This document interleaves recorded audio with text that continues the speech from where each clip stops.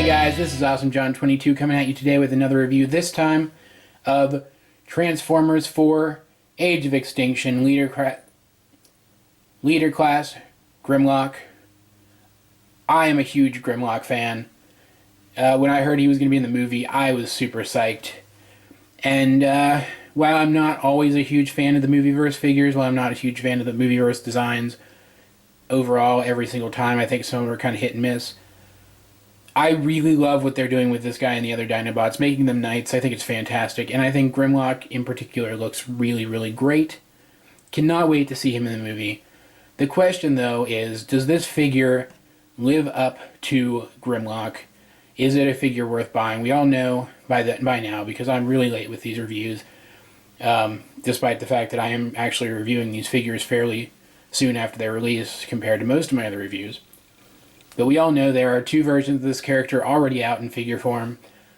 This and a Voyager class figure, and the Voyager class figure is a better looking figure overall, and a lot of people prefer him, and for very good reason. And I'm here today to tell you guys that maybe you should take a second look at this guy, because he's not as bad as you think.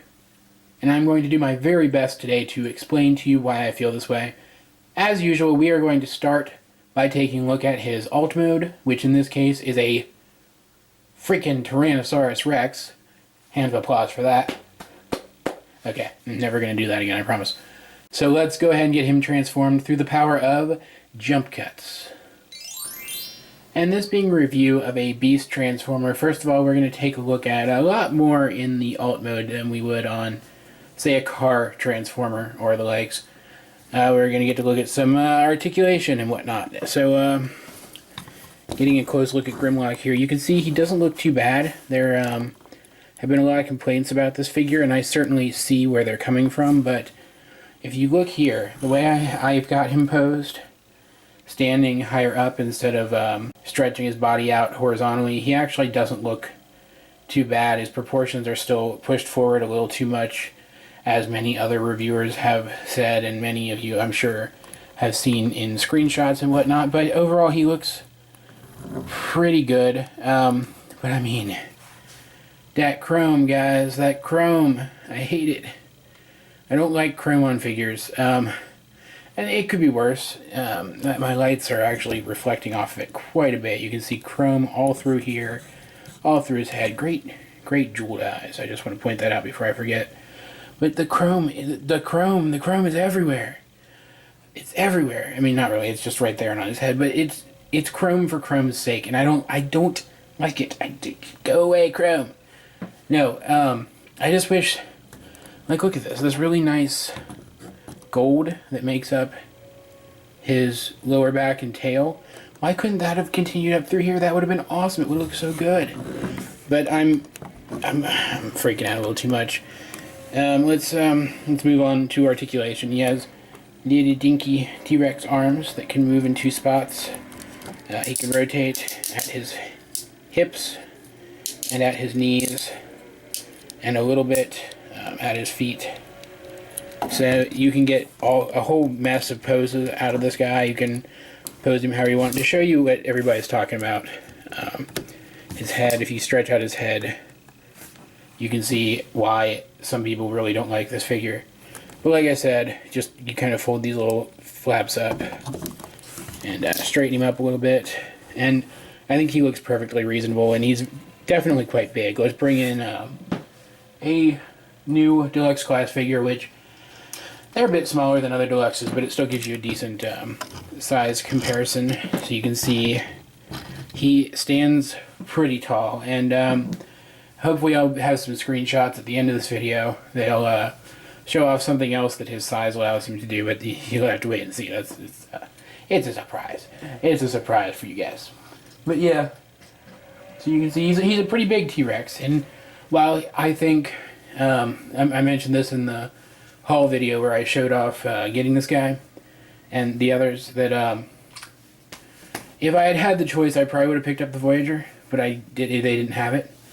And really, though, even though the Voyager's T-Rex mode looks a little bit better, the way I have this guy set up like this, I I'm actually liking this T-Rex mode. Not better, but almost as much, at least based on the pictures of the other figure that I've seen.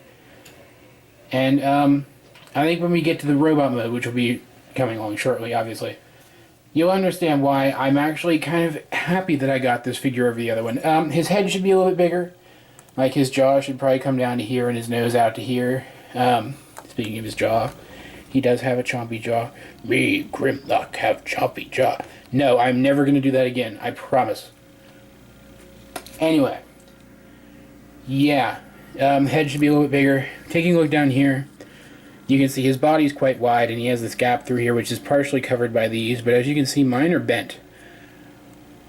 I'm very upset about that. They're that soft, rubberized plastic, and the way they were sitting in packaging, they had been bent and warped, and while it makes him look kind of gnarled, it's still damage to the figure, and that kind of pisses me off. I'm sure a lot of you can understand that. A lot of you other collectors out there.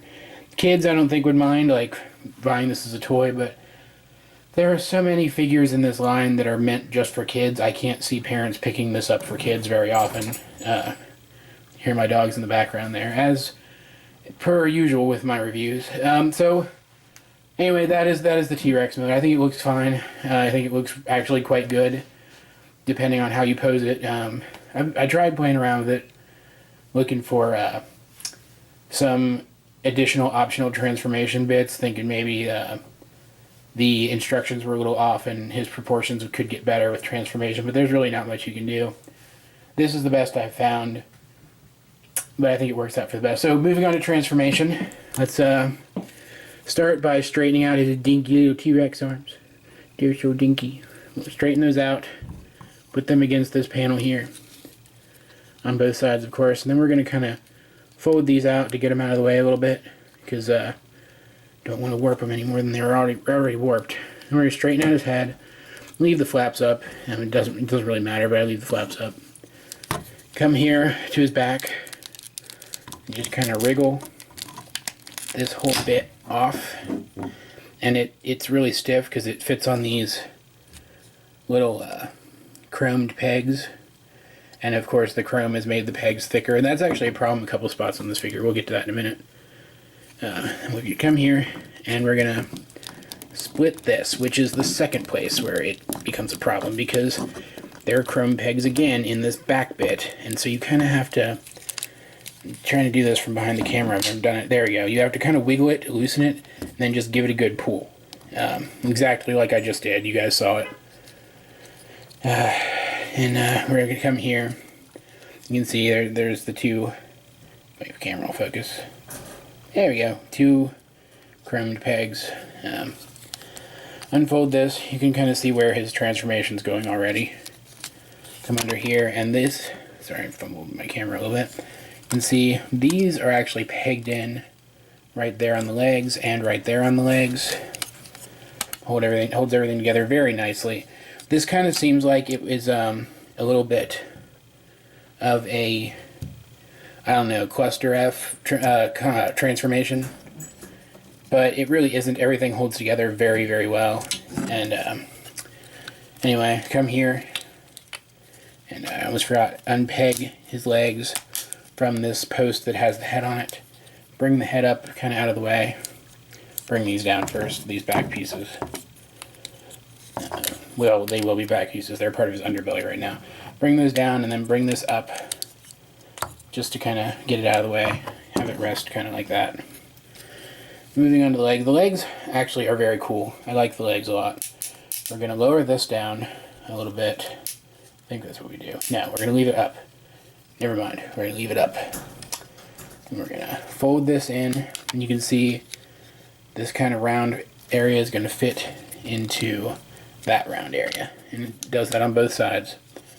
And we're going to come here to the foot, and we're going to rotate it, pop that right out, rotate it, then bring this bit around, and see that slot right there. If I can line it up again, doing this for the first time from behind the camera. Peg it in like that. There we go. Bring these over to kind of fill in the leg. And turn it around. bring the foot around and bring out his little toe point. We're going to do the same thing on the other side, and this is kind of a big, cumbersome figure, so forgive me if I don't get the second leg in frame too well. You already saw it once. He'll be alright. And bring that around. Bring this around. And there we go. Super simple. Way simpler than I was making it. That's for sure. There you have his legs. Finished. You can see very, very long, skinny legs. Coming at the top here, we are going to make sure these rubbery bits are not in the way, and then we're just going to bring this entire section down, revealing his head. Bring the camera up just a little bit more. Then we're going to come here, and we're going to wiggle these loose. As you can see, more... Move my light just a little bit. There we go. More chromed pegs. Makes it kind of hard to get everything in place, but with a little bit of finagling you can do it. We're going to wiggle these out, move them, give them a nice push, snap it in so that this whole area here is just moved back, bringing his arms into the correct shoulder position. Come to his back here, you can see peg hole there, peg on the this trunk that has the head on it, pegs into place. Very, very simple. Doesn't flop. And his head does transform more than that. Don't start commenting now. Now we're going to bring his feet up, bring his arms around, bring his hand into position. Do the same thing over here. Foot up, arm around, hand into position. And now to one of my favorite parts of the transformation. Come up to the head here. Just kind of finagle it in half. So you can see two halves of a head now. Bring them down. Then we're going to bring the jaw up. And it's going to peg in right there. Lay it down. Bring the jaw up. Going to peg in right there. Bring it down. Now you have his, what do you call those? I mean, on the shoulder, your pauldrons? Are they pauldrons? Probably horribly wrong. Now we're going to bring these gray rubbery bits up and plug them in there and there. Oops. Fumble counter is going to be high on this one, guys. Yeah, put them into place there, so they're kind of binding everything together. And there you have Age of Extinction, leader class, Grimlock. And I think, despite the chromed out chest that I just do not like at all, and a few snafus with the articulation, and the skinny legs, let's see, profile, very little kibble by the way. Also, just before I start getting into stuff, you can bring these up to kind of fill in the back. I actually kind of like that, so let's do that. There we go. I think this robot mode is absolutely fantastic. I think it looks great. I think it would look great with, again, this really pretty gold that's in his head carrying down into the chest with that instead of the chrome, but I can't really say anything about it. I think it looks good. Either way, I'm really enjoying it, actually. For another size comparison real quick, let's bring in the same Deluxe. You can see he grows a lot. He gets very, very big during his transformation. It's mostly in the legs, because the legs are so long. Articulation, real quick, head sculpt. I love the head sculpt on this. Same jeweled eyes, you can see. Very, very pretty, and no light piping. That light you're seeing is just reflections from my lighting setup here. He looks like he's wearing like knight's armor, which seems to be pretty par of the course for the movie Dinobots. He has good ratchets in the shoulders. And here's the first snafu with his articulation. His arms only go those two positions, and then you can move them up more once you get out there, but there's no like midway ratchet there. I don't even think ratchet's the right word. I could probably open that up. Fumbled my camera again. God, guys. But no, I could probably open that up. There's a screw right there. And shave something down and allow it to move more freely, but I'm not going to. At least, not yet. Good ratchets in the shoulders. Rotating, or not the shoulders, the elbows. Blah, blah, blah. Rotating wrists.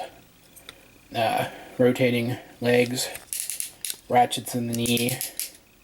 And his feet do have articulation, but it's really stiff, so I'm not going to do it because I don't want to risk popping anything out of place.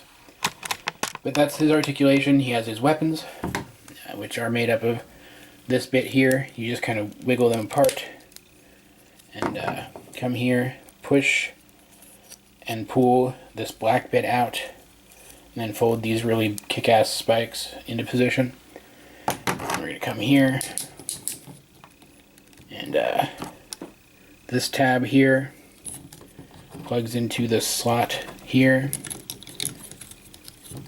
and gives him this really cool spiked death shield thing that probably has a name, but I don't know what it is.